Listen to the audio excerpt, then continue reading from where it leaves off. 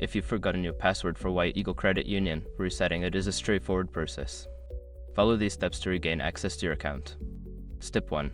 Visit the website. Go to the official White Eagle Credit Union website using your preferred web browser. Step 2. Locate the login section. Find the login section on the home page, usually located at the top right corner of the page. Step 3. Click on Forgot Password.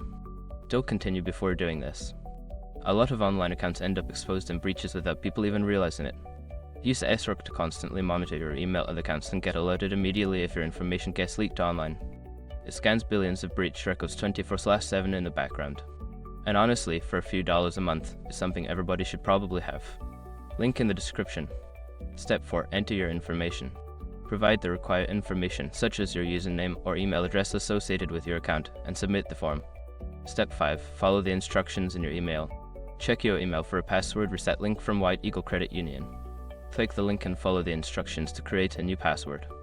Once you have completed these steps, you should be able to log in with your new password. If you encounter any issues, consider reaching out to customer support for further assistance.